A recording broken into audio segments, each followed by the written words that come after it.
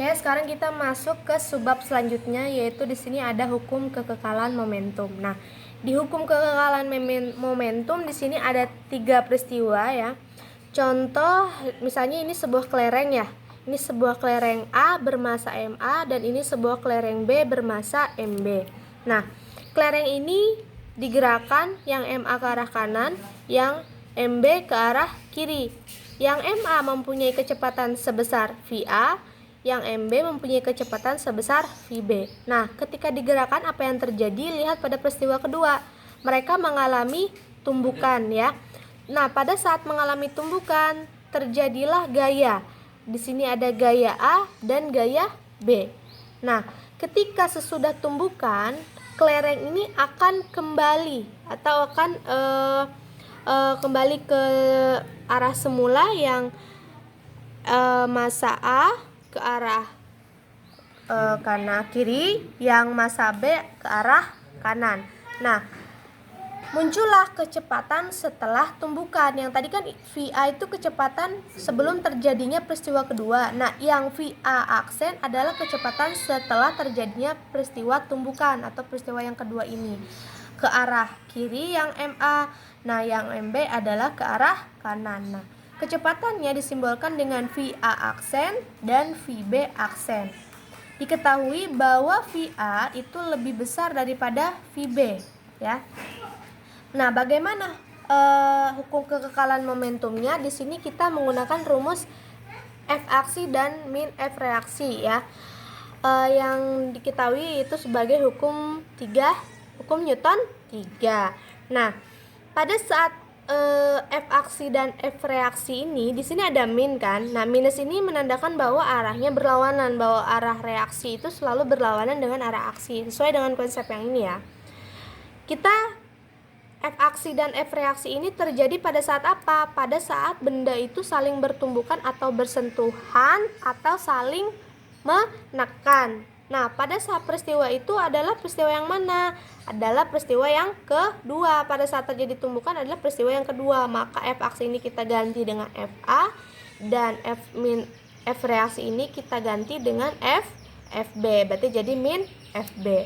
Nah, pada saat tumbukan terjadi pula konsep impuls. Nah, maka F ini kita jadikan rumus impuls ya, karena ada perubahan waktu juga di sini ya.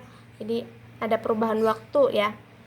Kemudian kita ganti FA ini menjadi rumus impuls. Berarti FA dikali delta T sama dengan min FB dikali delta T. Nah, yang sudah kita pelajari bahwa ketika ada impuls maka ada perubahan momentum. Maka rumus impuls ini bisa kita ganti menjadi rumus perubahan momentum.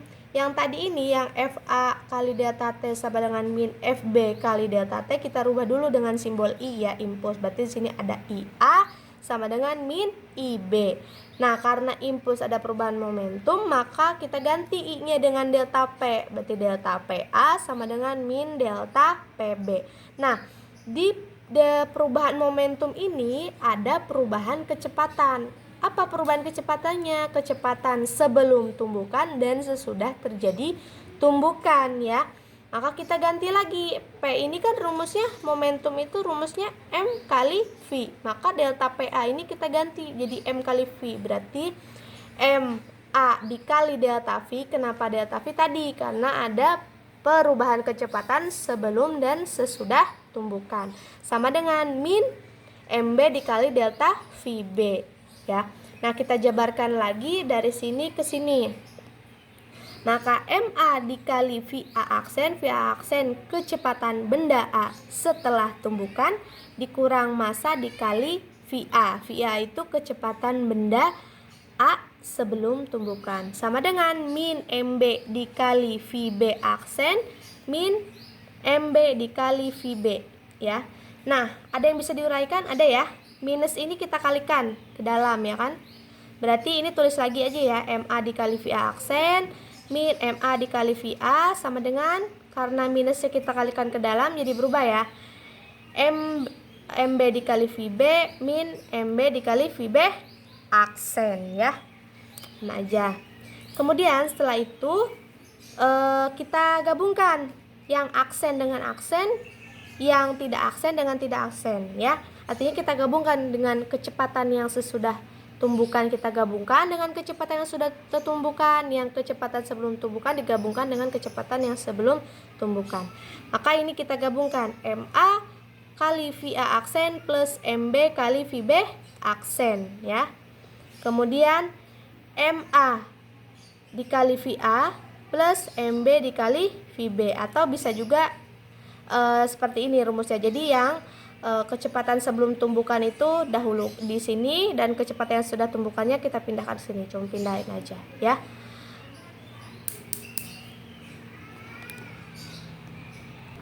Tiga. Nah, untuk yang tadi yang pada saat mengalihkan ke dalam kan berarti ini min MB dikali VB aksen plus MB dikali VB. Kenapa bisa jadi seperti ini? Kita ubah yang plusnya itu yang di depan, yang minusnya di belakang, biar lebih gampang ya.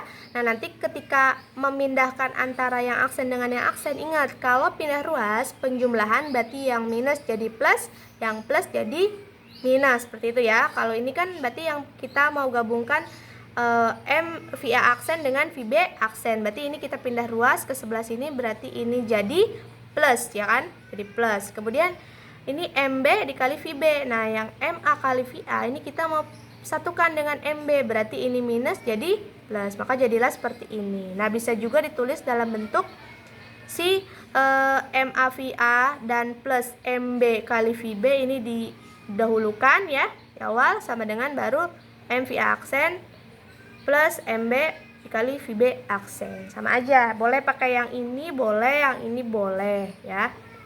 Keterangannya bahwa MA dan MB itu adalah massa benda A dan B ya. Satuannya kilo, kemudian VA dan VB itu kecepatan benda A dan B sebelum tumbukan ya, atau sebelum peristiwa kedua. Kemudian VA aksen atau VB aksen itu adalah kecepatan benda A dan B setelah tumbukan. Berarti yang peristiwa ketiga, satuannya sama ya kalau kecepatan meter per second. Nah, selanjutnya kita masuk ke tumbukan ya. Tumbukan itu kan sama aja dengan proses yang ada di kedua. Oh ya, sebelum masuk ke tumbukan, jadi dari hukum kekekalan momentum ini dapat disimpulkan bahwa momentum sistem suatu benda sebelum dan sesudah terjadi tumbukan besarnya sama ya, besarnya sama momentumnya ya.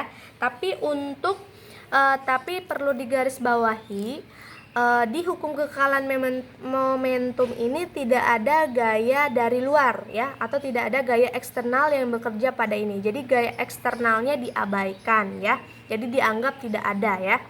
Jadi maka bisa terjadi hukum kekekalan momentum. Begitupun dengan hukum kekekalan energi mekanik yang ada di usaha dan energi ya. Jadi ingat bahwa di hukum kekekalan momentum itu momentum sistem benda sebelum dan sesudah terjadi tumbukan besarnya tetap atau sama ya, apabila tidak ada gaya yang bekerja dari luar atau gaya eksternalnya dianggap nol ya.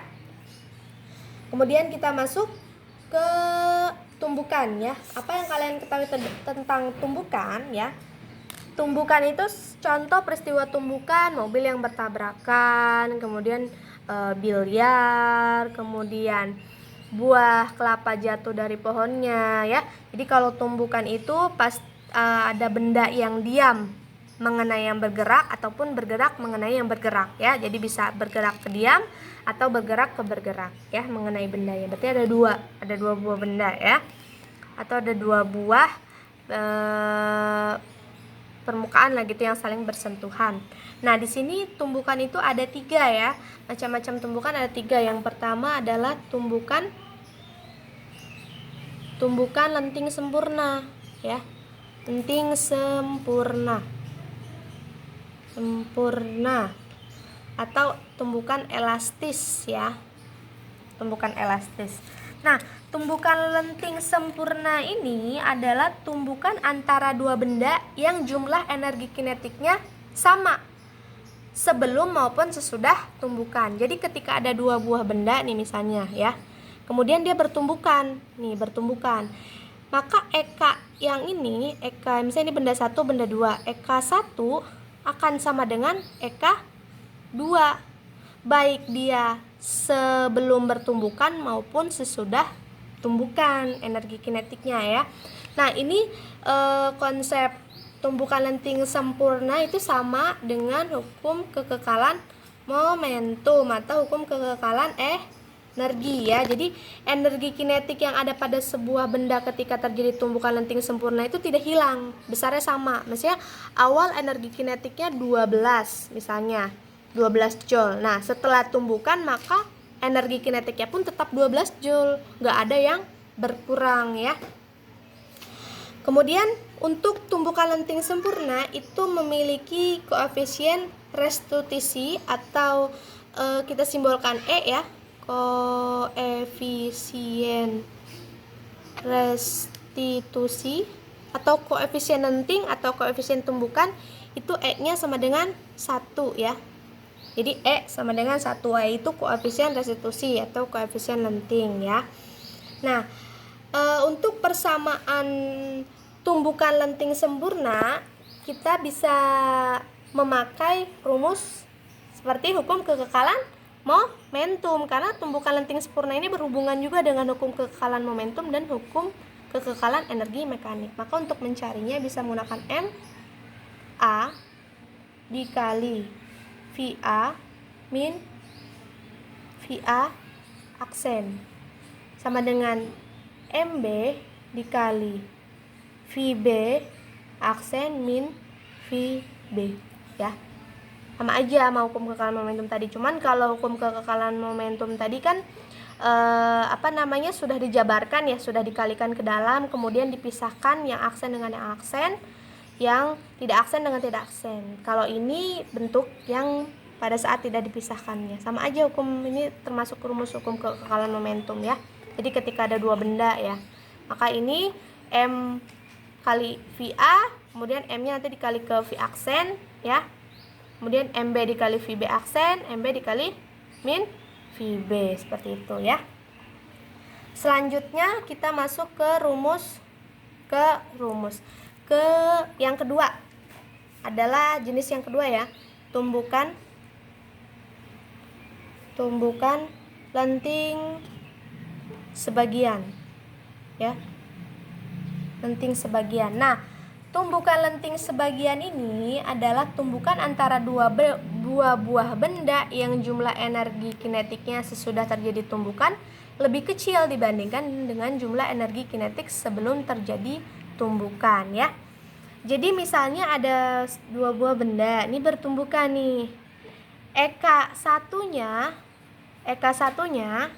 ya akan lebih besar daripada eka 2 setelah apa? Setelah terjadi tumbukan. Jadi eka 1 bukan eka 1 ya. Jadi eka awalnya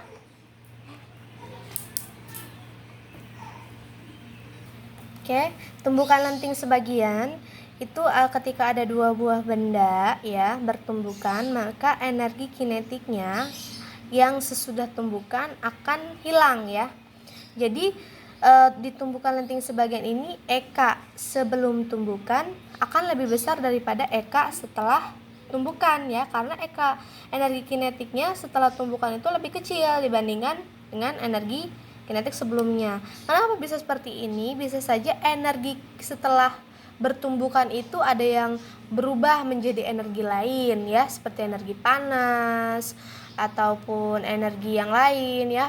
Jadi kenapa ketika sudah tumbukan energi kinetiknya lebih kecil? Contoh pada saat mobil yang bertabrakan ya kan, energi kinetik setelah tabrakan itu kan pasti kalau sesuai lenting sebagian itu dia lebih kecil kan. Karena apa? Karena ketika mobil itu bertabrakan, sesudah bertabrakan pasti yang salah satu akan terbakar ya, atau ngeberhenti rusak parah, atau mobilnya keluar asap. Nah seperti itu kan.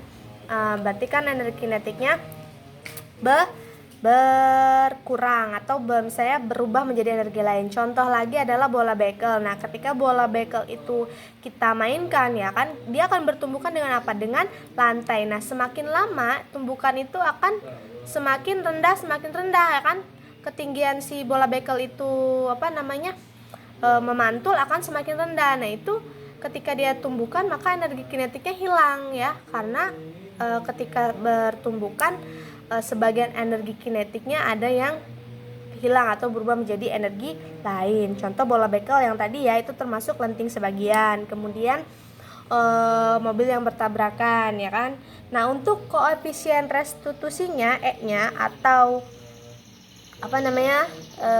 koefisien lenting atau koefisien tumbukan pada lenting sebagian itu kurang dari 1 ya.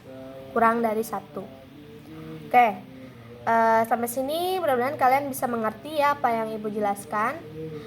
Kalau misalnya masih ada yang belum paham, bisa mundurkan lagi videonya atau di skip dulu, boleh untuk dipahami ya, atau dilambatkan boleh ya. Nah, kemudian yang ketiga itu adalah tumbukan lenting, tumbukan tidak lenting ya. Tumbukan tidak lenting ya. Tidak lenting itu berarti tak elastis, sama aja ya. Tak elastis. Kalau yang tumbukan lenting sebagian sama aja elastis sebagian ya. Nah, di tumbukan tidak lenting ini, tumbukan antara dua benda yang setelah terjadi tumbukan, kedua benda menjadi satu dengan kecepatan yang sama. Contohnya tumbukan tidak lenting adalah peristiwa pada seorang penjaga gawang menghentikan laju bola dengan kedua tangannya. Nah kan pada saat menghentikan laju bola kedua tangannya kan berhenti kan ya, tidak lenting, tidak memantul kembali ya kan, kecepatannya menjadi sama atau dia menyatu menjadi diam ya, itu tidak lenting. Kalau yang lenting kan dia pasti memantul lagi ya kan. Kalau tumbukan tidak lenting dia tidak memantul lagi setelah tumbukan, tapi menjadi diam atau menjadi kecepatannya sama. Nah, tumbukan tidak lenting itu koefisien restitusinya atau E-nya sama dengan 0 ya. Nah, jadi kesimpulan dari tumbukan ini adalah dilihat dari konsepnya dan koefisien restitusinya ya.